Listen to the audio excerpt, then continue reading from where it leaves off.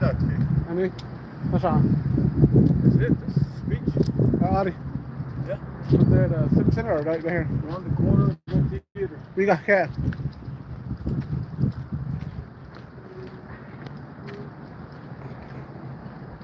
Jenny, welcome in.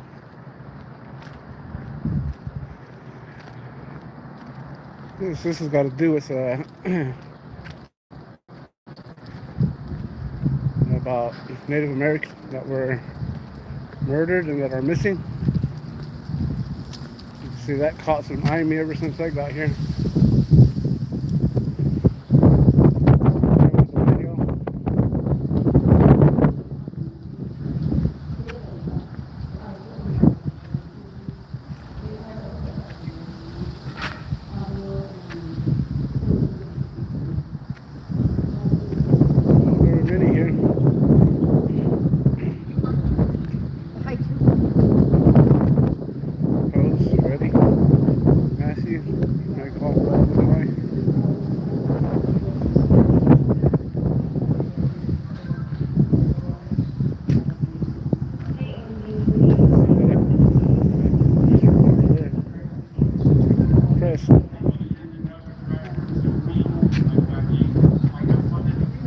A little windy here.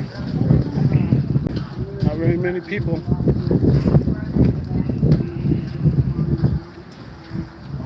Bob Rogers, Peter Change, Road Hag.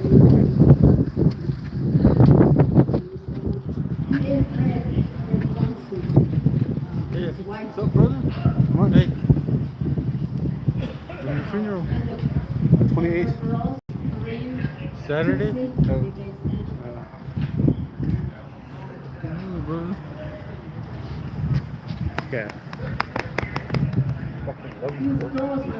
Okay? Hey. You need something? Yeah. Okay? Hey. Nasz kierowana szczerze. Fucking love you. Okay? Yeah. Sad. Sorry, bro. Sorry. No, man. Everybody's feeling it, man. You know how we help the community. You're trying to go to your fucking work all week. Were you there? We got weekdays in the church. Daisy, I was there fucking last night. You were there. Time Shit, fucking 5:30. 5 o'clock. No shit.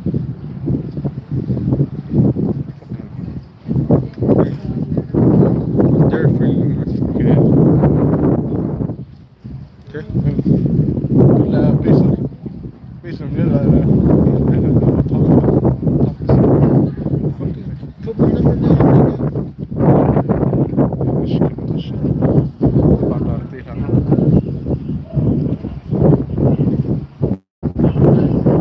Don't start, sorry. Don't start it, like. Yep. Like, earlier. Yeah, that's good. Some bullshit about some fucking some citizen fucking BART rider. Like me, I fucking ride bikes.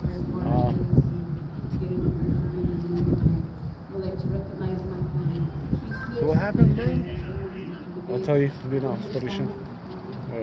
I'll be right here.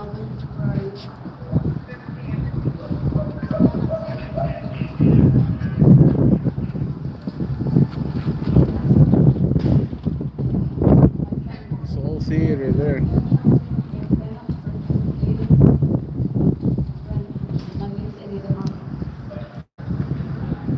How's the live, y'all?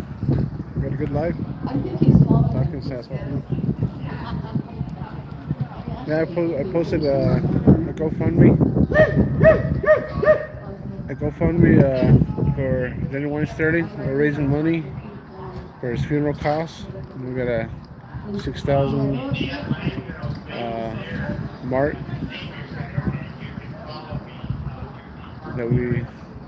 but anything that will help a little bit. If you go to my community post, and I posted the GoFundMe there. As we recognize it, the founders family of David Ignacio. Please stand. How's the live? You guys put a 1 in the chat? How about Harmony?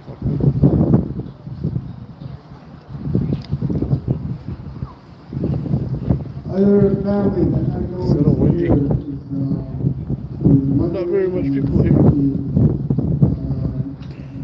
the siblings of Clint John.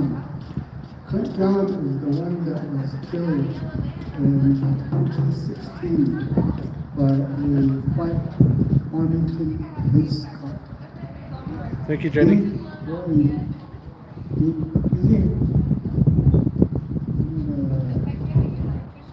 Say hello to me. The family?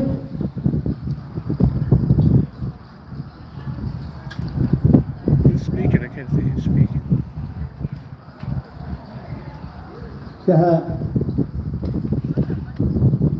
And like we say, there are others, there are many other victims that suffered because of this racism. Okay, so now we want to go to our brother Hello. John. Are these the individuals that are missing? Yeah. Okay. I don't want. I got my own channel. You don't mind if I share it? Pyramid Lake, Nevada. Okay. So this is what this event is about, right? This event's about the missing. So today is the remembrance of the choke cherry massacre that happened 50 years ago. Yeah. So it's about, remembrance.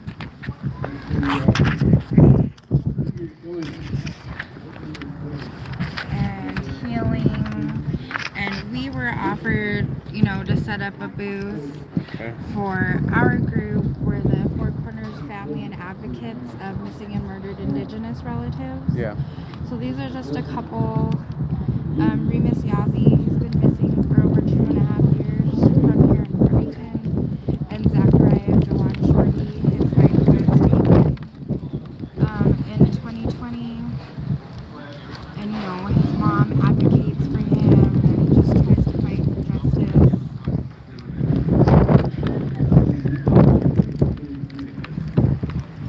And these guys been missing for quite a while. He's been here quite a while back. So Zachariah, his life was taken in 2020, the summer of 2020, at the Journey Inn here in Farmington, New Mexico. And Remus, he was just a member of the community, our little brother, an avid skater. He was known to skateboard all the time at Brookside, and one day he just didn't come home. And after we found his hand, we've just dedicated all the resources we have to trying to find him, because he's still out there somewhere. Really? But when you say you guys found his hand, you're talking about the actual hand? Yeah, like his actual left hand was found along the river just a little ways from Westland Park. Yeah. But These are just basically the same pictures underneath? yeah, it's the same Oh, okay. picture.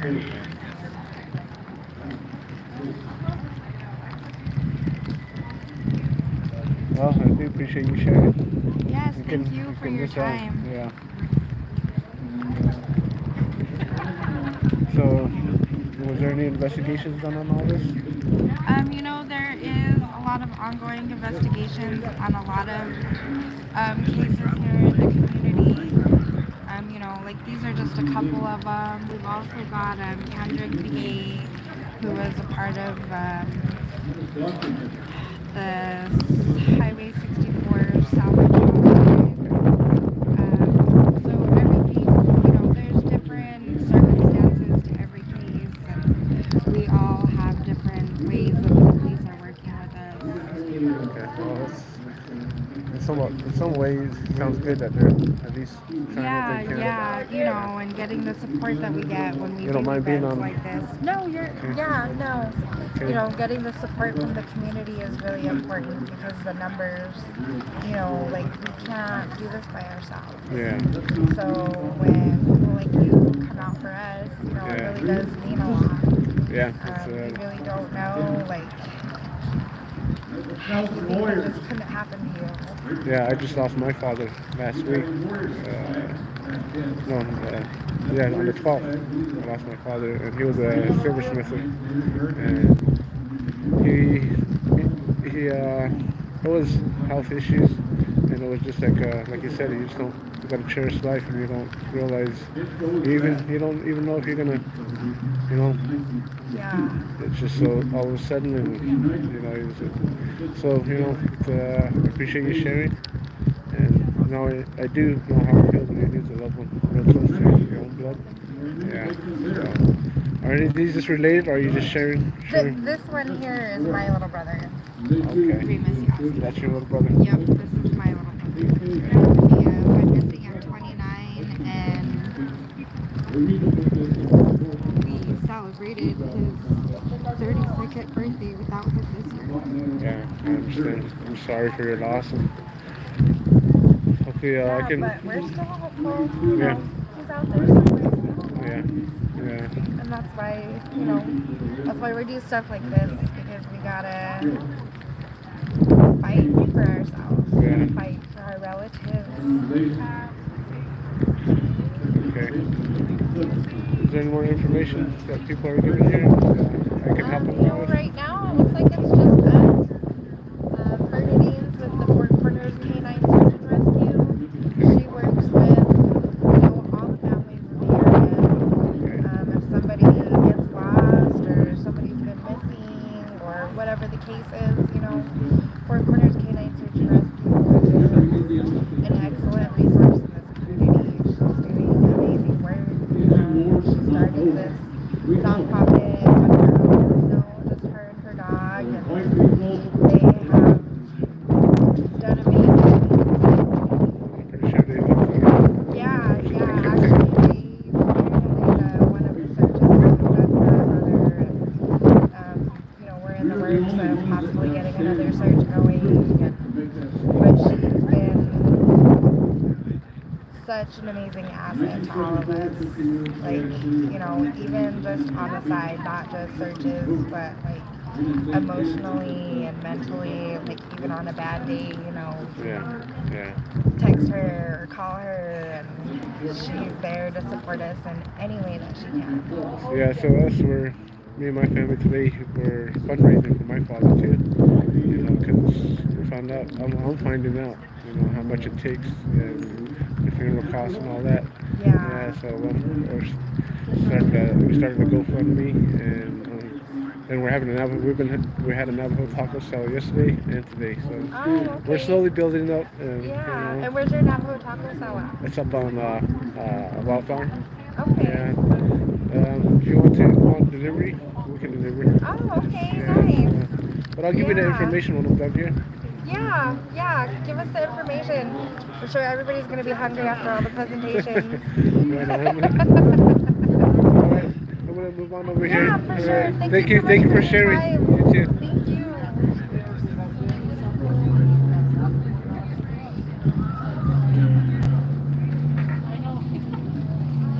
RF, Coffee, Joko, Chelsea Goldsmith, ready? I'll share. We got a good live, yo.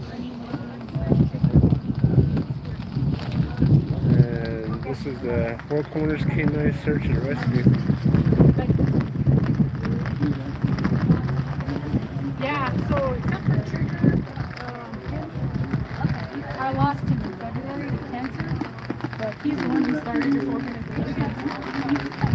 We help as many families as we can avoid missing relatives. So if you know anybody that needs help, doesn't know what to do, information's on that card. We have a website, we're on social media.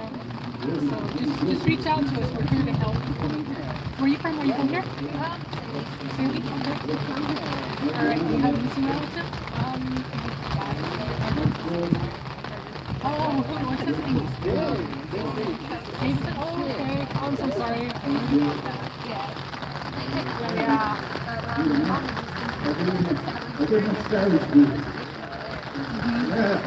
Pleasure. Navajo Hall, right? They didn't know. Yeah. Very, We've been in Arizona a lot lately too, so I'm trying to get more people trained up out in Arizona.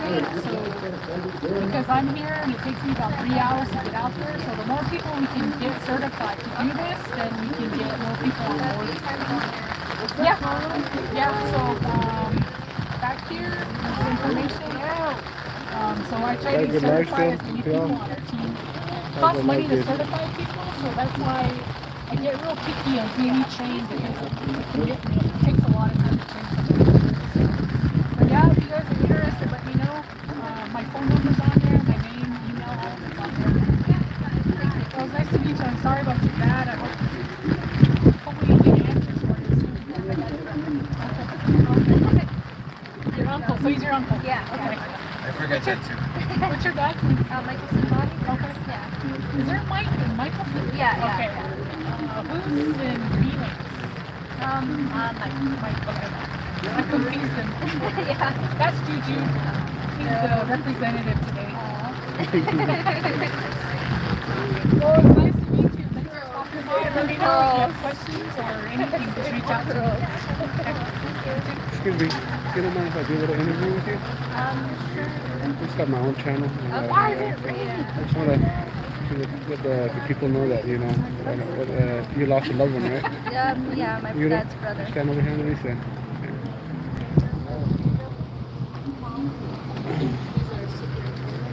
I appreciate that. You know, Yeah. I'm just trying to share the information here. Yeah, so my uncle Davidson Stowe was murdered.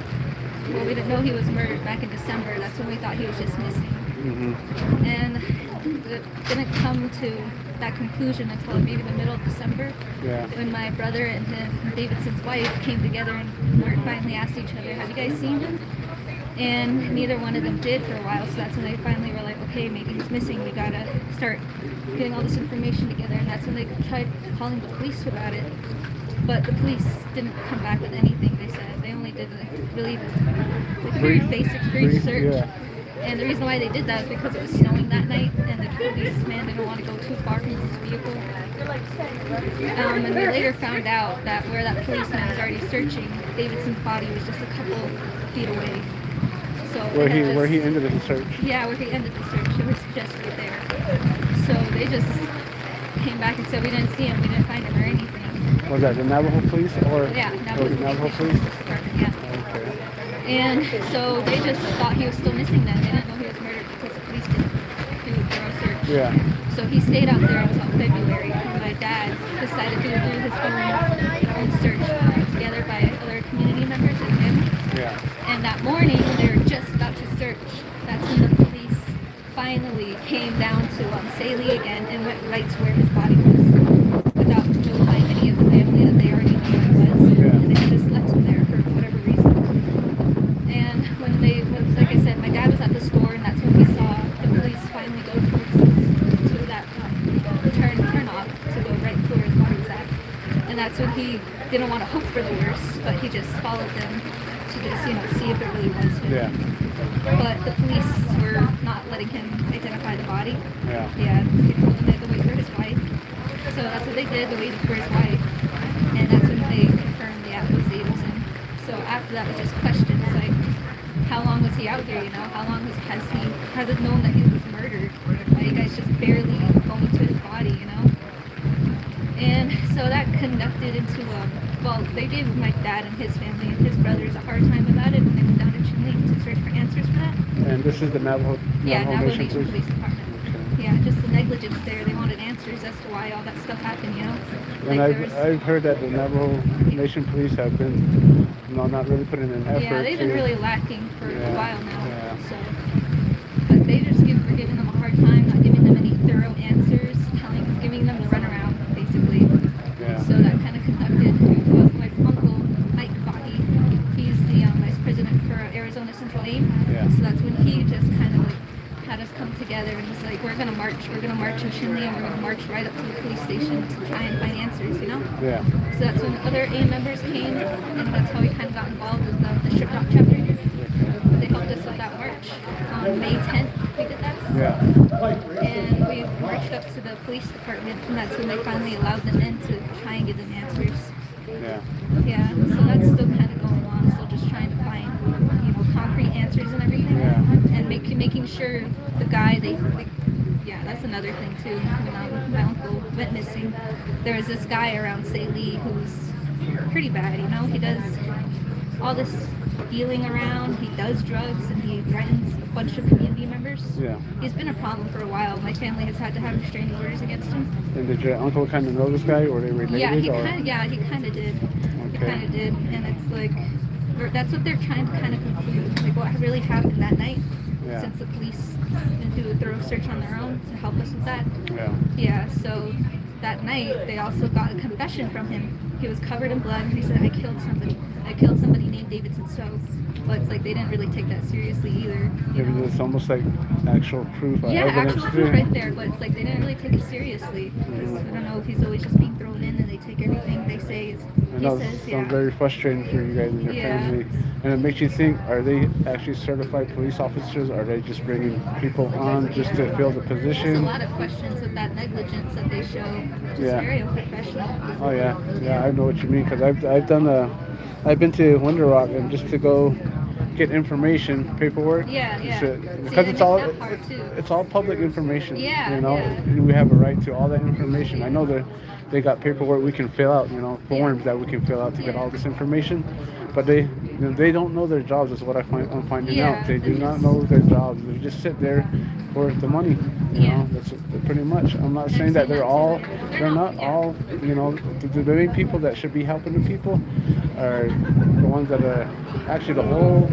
They don't understand. We're the ones that elect them Mm-hmm. to put them there. They So forget that. yeah. They really take advantage of that too. So yeah, it sounds like you really did a lot of research on you and your family have done a lot to get this information. What you guys are trying to get and Yeah, still we're trying still to trying get. to get that. Yeah. We're still trying to get him sentenced too, making sure he goes into like an actual prison and stays there. Yeah. So he's not like a threat to the public again, like he Yeah. always is. Okay. Sounds like he's hurt people before. Yeah, he has.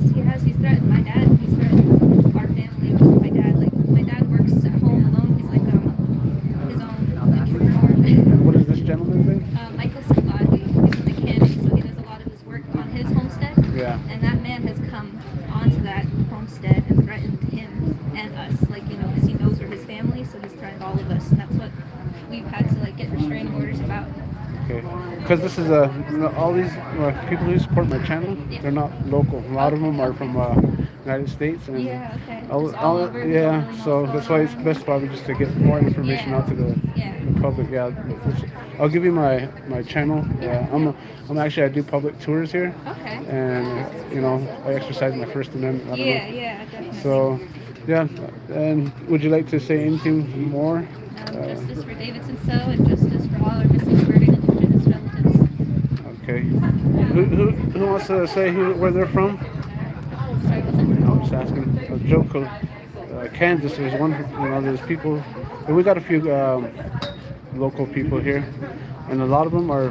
I got supporters out of almost every state. Sometimes Alaska and Canada, and sometimes on the other side of the world.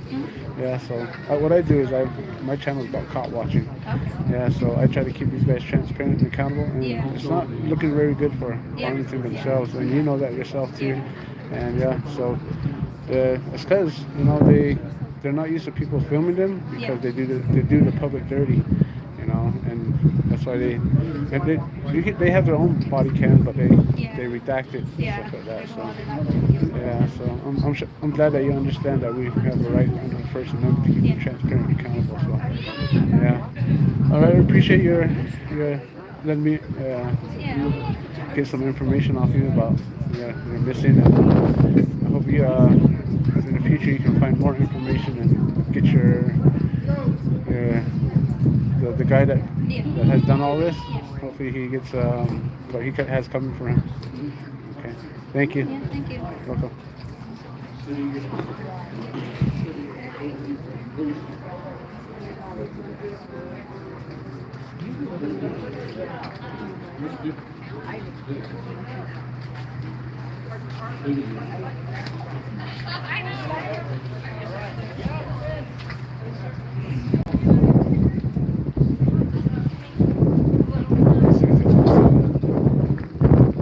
How we doing on the live, y'all?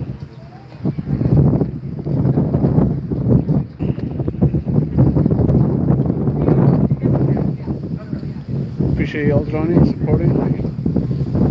Hit the thumbs up. Appreciate it.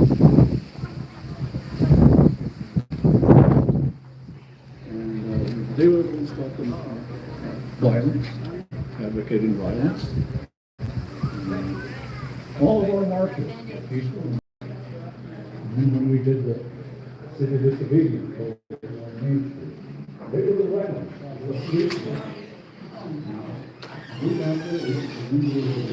It's like the AIM movement here in Farmington back in the days.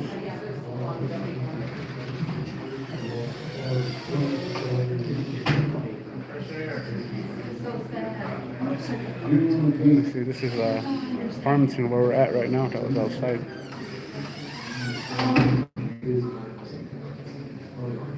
Oh my God. And burning. Oh. Got it out as a horrible. Can't find it. I don't know what year these pictures were.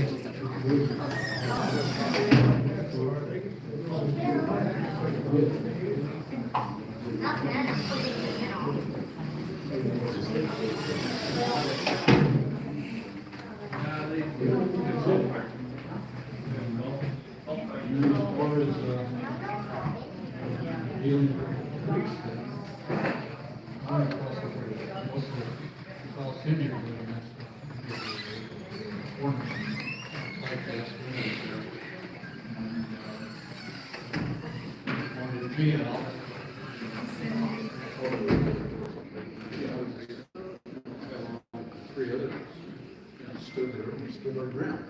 Civil disobedience was not led. Really wasn't a violent situation. And so they come running, and they just stopped me up and come running over. Again, say, running over, waving the nightsticks. And, I was outnumbered, surrender or everything. I stood there and arrested. I knew there was a cop on this side here. So I was going to try to run. Deal with the situation.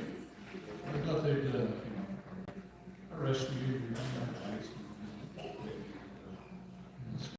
No, they came running at me, and several of them tried to push me through the plate glass window, and I didn't let them do it. I knew something about martial arts, judo move, and some misdirection, and used their weight and more hands against him. And two of them went through the plate glass window. But there were too many of them. There were too many of them. And the cop who I never saw came up behind me and tried to break my window.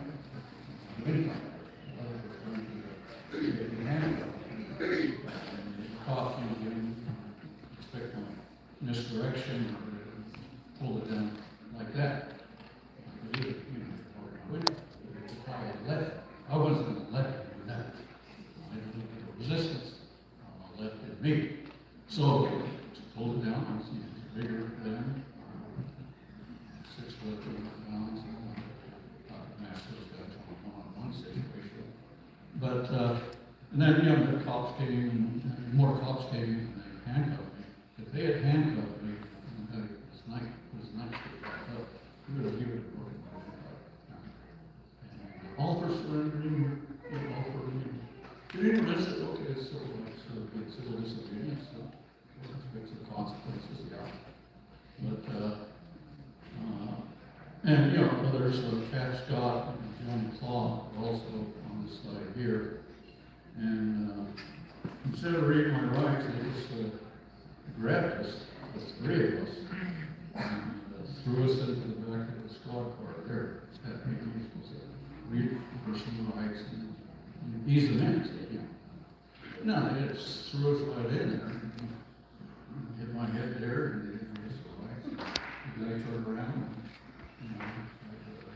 and, well, I don't say what he said. It's a white man's customs and those dirty, foul language there. Bottom line is that he threatened to kill us. Said, Tom said, you guys ask for it now. And I don't care who we call in, we're gonna kill all of you, and, ugly, white man, we'll kill all of you, effing Indians. And, it was up to the city hall, the rest of us, 33 of us that arrested. But what I want to say is that all of our marches were peaceful and legal. They were trying to agitate the situation. They showed up some of our marches with their nightsticks all lined up and so they were showing us all the photographs here. Their show of force and trying to provoke us into doing something. You know, falling into the hands, basically, to arrest us and to brutalize us. They had a history of doing to our people for years and years.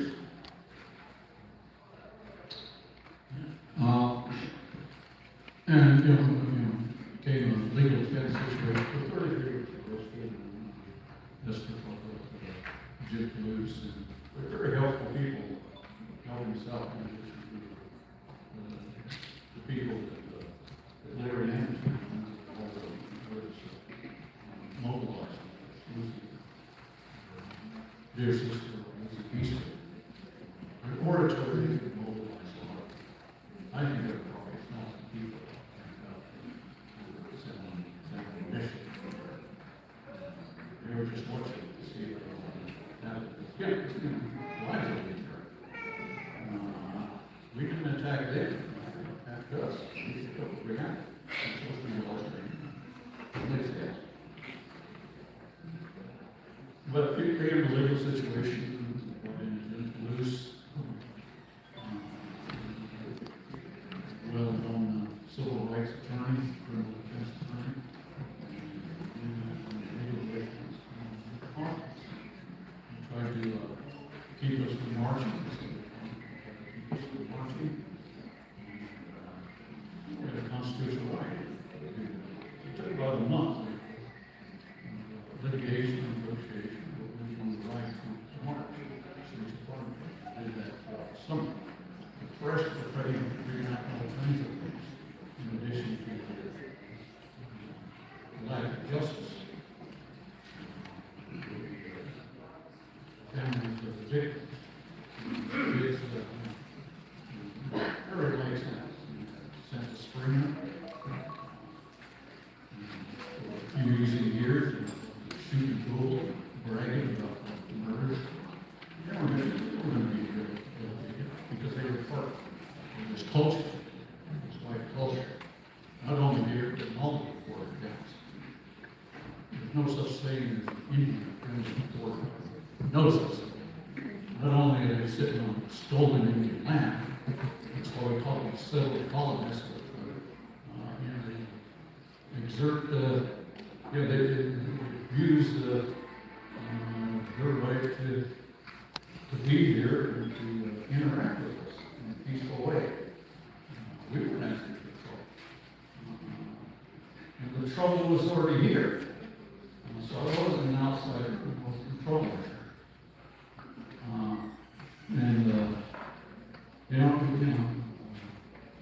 I did help the leaders, Lucy, and Fred,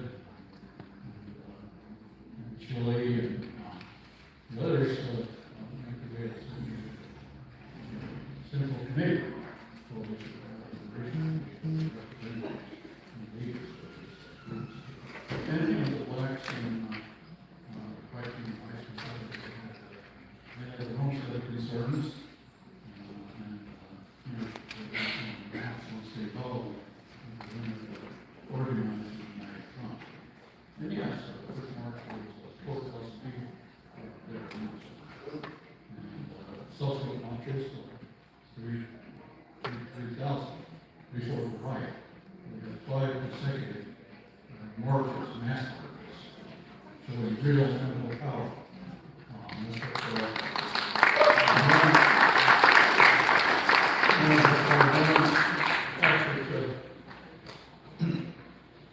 Patrick Brown talked of the days of greatness. The days of greatness. He's only 14 years old.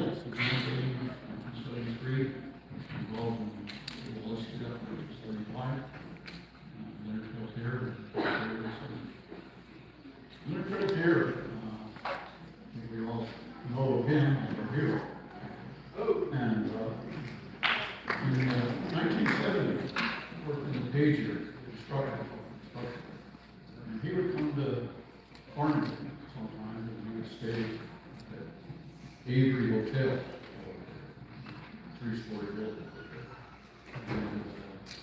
And he says in one of his writings, he witnessed police beating him out. He yelled out, he was going to stop. He wouldn't. He knew it was coming.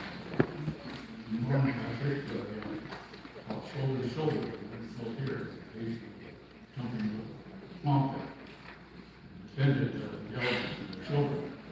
So we have another here there, back around. But at a very young age, he saw thousands of people supporting the power of the words. And that was the time of greatness. Farmington hasn't really seen that. Probably says light force. Light force, call it rebellion, for right reasons.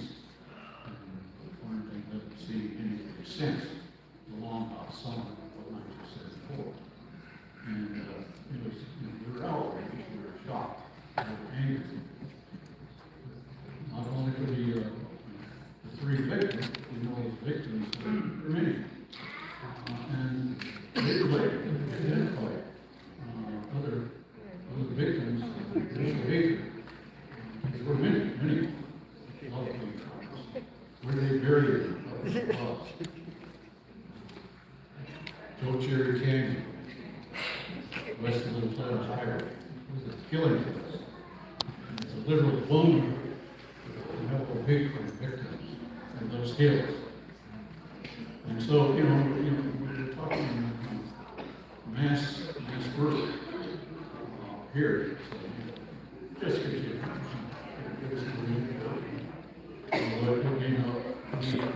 How's it live, y'all? I've been back there many times in the course of my work. Different times. 2012. In any case, in 1974, I was in trouble and I didn't just stick around and think that things would make trouble. I was working over here, some intern. I was researching some Indian lifestyles, conservation work, towards employment issues. This is the main reason why people get included in preservation.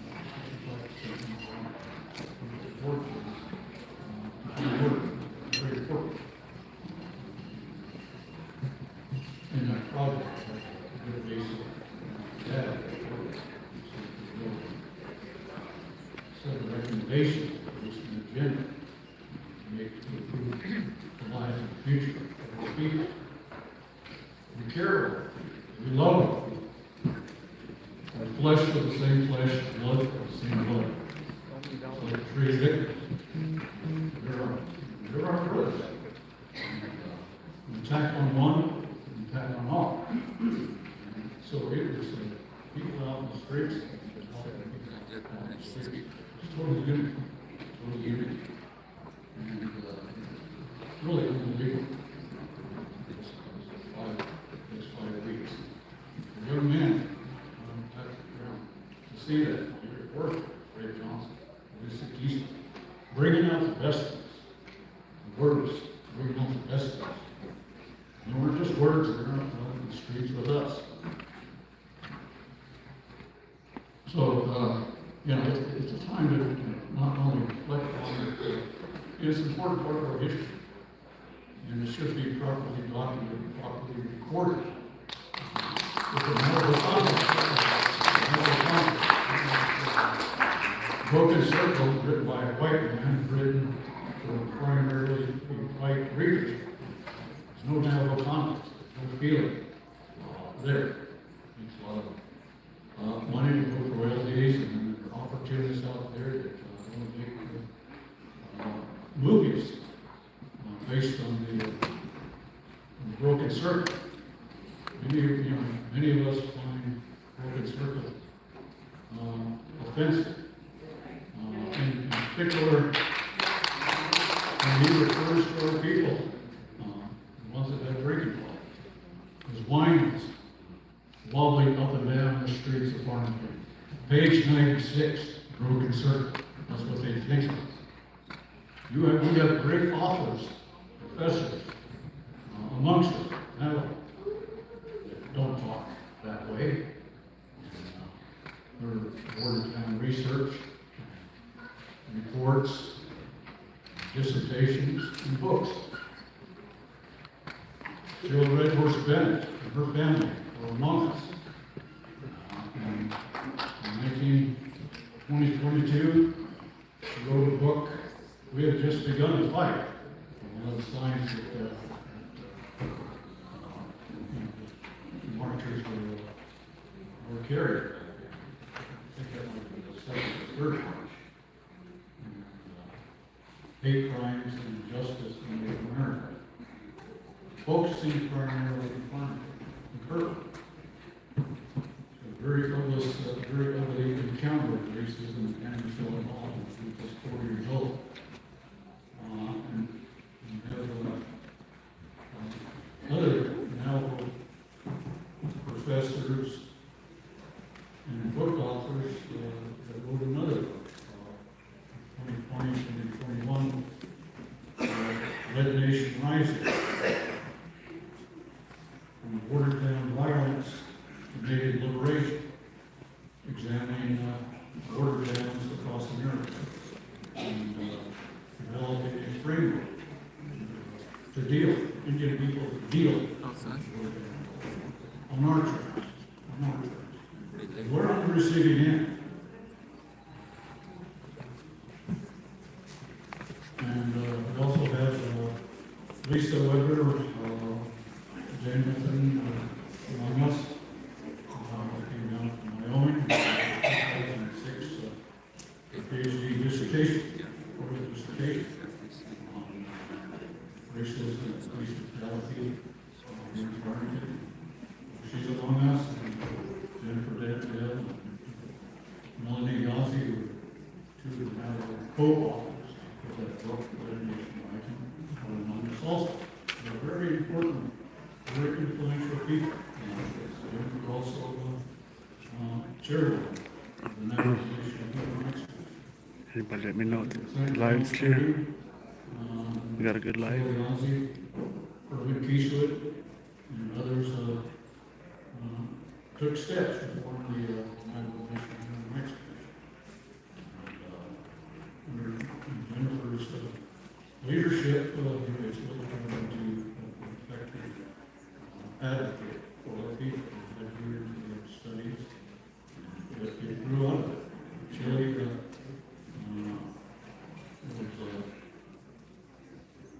was a member for a long time of the New Mexico State Human Rights Commission. And was always a consistent champion of our rights, civil rights and human rights. It's always been there. Drum group organizing out on the Eastern Navajo, and he's the counselor, that area there. Great numbers of people there been on in. Red Johnson said, I want you and your cohorts to go up there and organize on the eastern side. That's what we did. Chili was there when he was needed. And of course, he too, victims, hate crimes. Chili took a bullet. Reservation, violence, and real crimes. But the others, that's made it stronger. So he is one of our heroes too.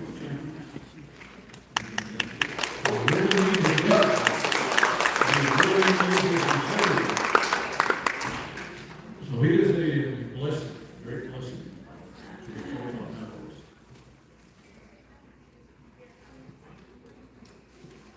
And so, many inaccuracies in broken circle, and historical inaccuracies, factual inaccuracies, mix stuff up, calls it literary license. Then they want to make a movie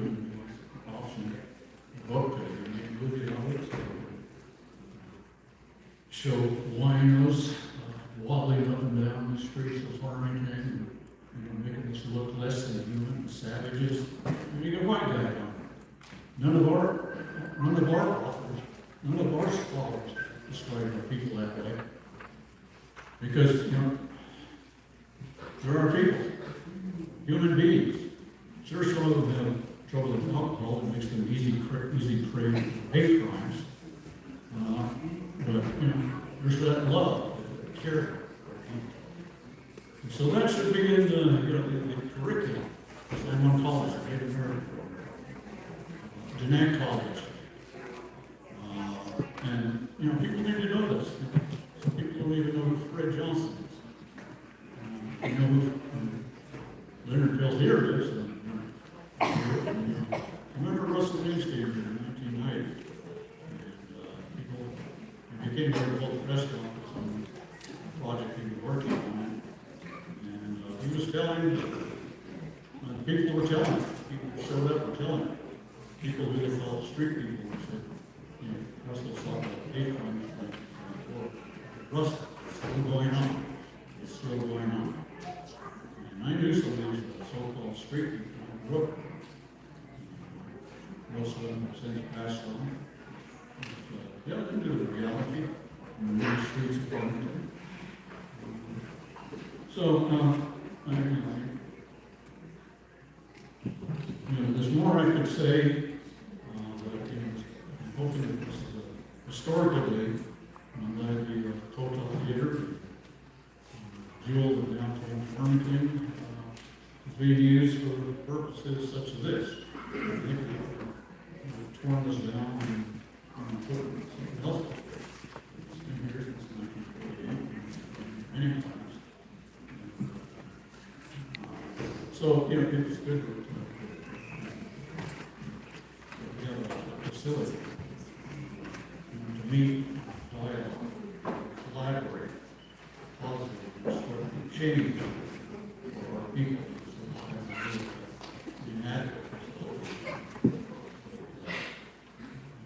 Well, this is the right time to get this process of here. We have to say it. There are other strategies to deal with racism and hate. But, this is one way. We also, in the reality is, have to think outside the box to make sure we survive as a people in our homeland. Thank you.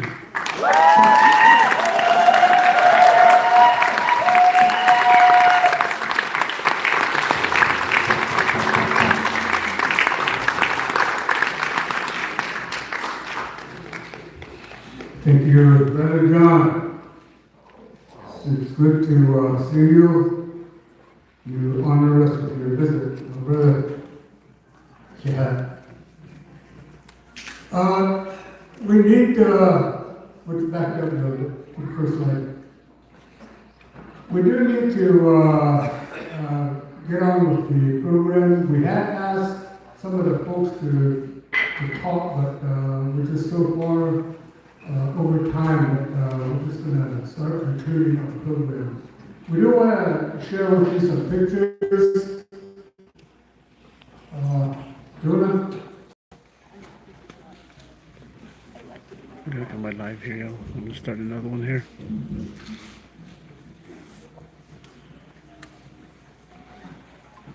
As you can see here, we're talking about pictures from 1974. And again, quoting Norman Brown, was a moment of immense greatness. Okay. This is one of the families, Herman Giovanni's family.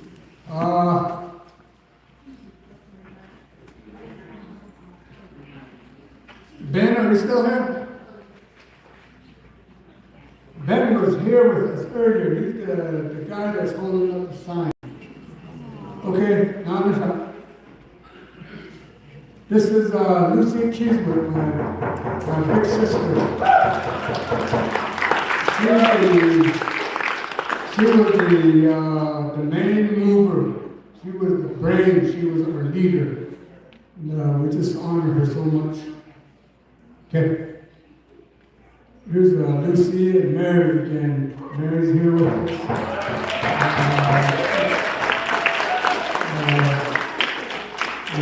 Sometimes we refer to Fred as one of our greatest modern time delineators.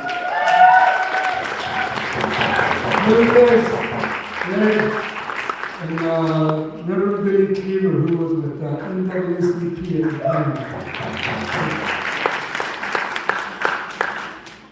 Okay. This is Larry. This is when we were, at the time, when we were doing the marches, we had caravans coming in from every direction. And this caravan was coming in from Arizona to Shiprock. We stopped at the old hogback turquoise bar. There's a lot of our people got hurt there. So that's where Larry is talking here. You can see the hogback mountain there. Okay. And here's no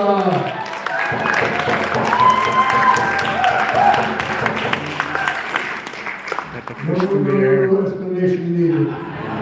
Amen. Okay.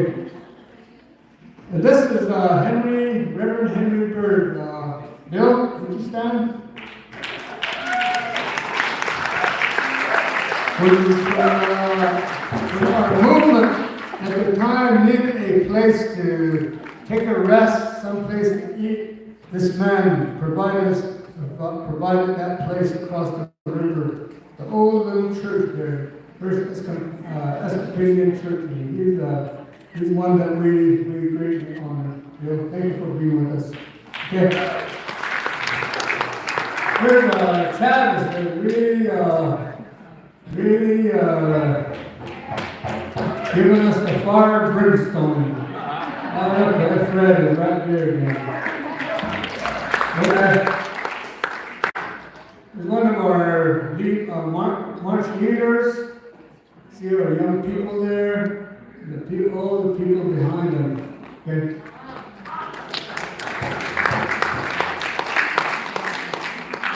Here's our grandmas, Sonny, leading one of the marches. Okay. Pictures from some of the marches. You can keep going.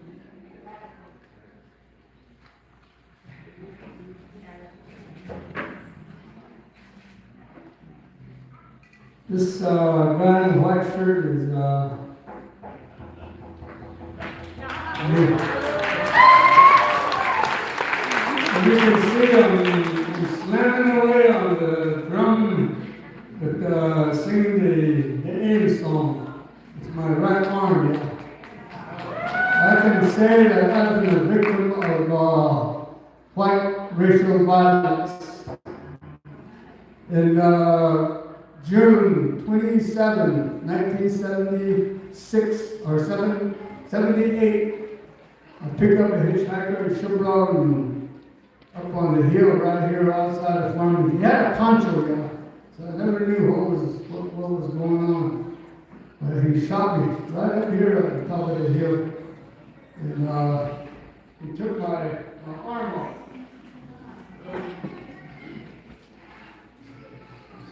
First bullet hit the bone, the big bone, and it all blew inside me. The shrapnel, the bullet fragments, bone fragments. He shot me again down below. He went all the way through. 44 Magnum, 2 times. And the Earth Mother was kind to me. A great Creator was kind to me, so I could be here with you today.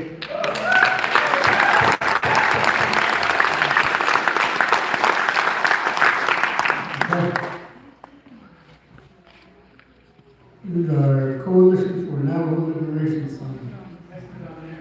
And yeah, back it up. There's Esther right here. Over there.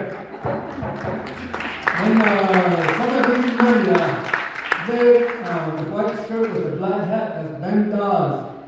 Otto beside him was George Lewis. Those were really grassroots people that formed the net rights organization, even back then, yeah. Really grassroots, like some of these guys, they hardly went to school. We were just so proud of them to carry on their leadership. Okay. And here's a good one. So Farmington is on Indian land. That's the truth.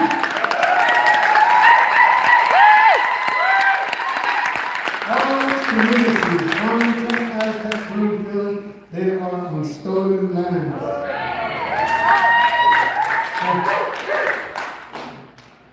Here's some mighty warriors here.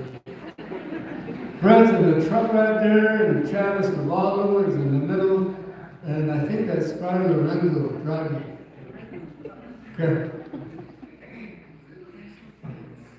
All right, here's Larry. Here's Larry is singing with us. Okay. Last shot. One of our big marchers, Pastor A&W. Very Western Maine.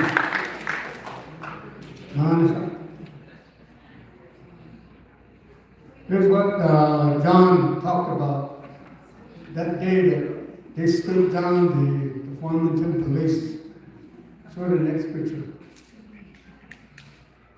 It's Fred and Jimmy Anderson. We were facing off with the police that day. This is the day that Lorenzo, as John was saying, Lorenzo was the leader of that day when they confronted the Mali Cavalry. These guys were on horseback. They say we're the 7th Cavalry. And our leaders didn't agree with that right here. They even threw tear gas to the people. And here's Lorenzo throwing one of them back.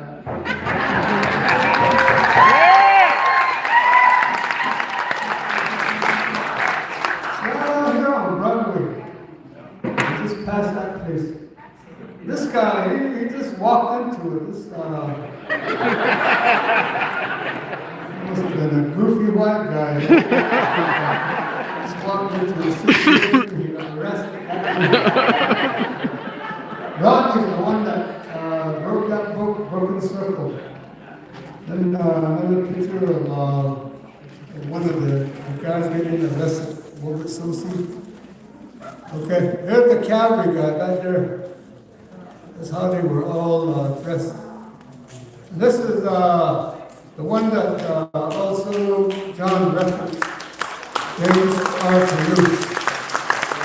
Maya, is he standing? Where is your son? Oh, they left, okay. But these guys, these white men, they're good people, yeah. Good hearts, and they really helped us at the time. So there you have John Dulles. He was the director of the United States Civil Rights Commission. They came to town and they put Farmington and said, "You are hurting these people. Stop it."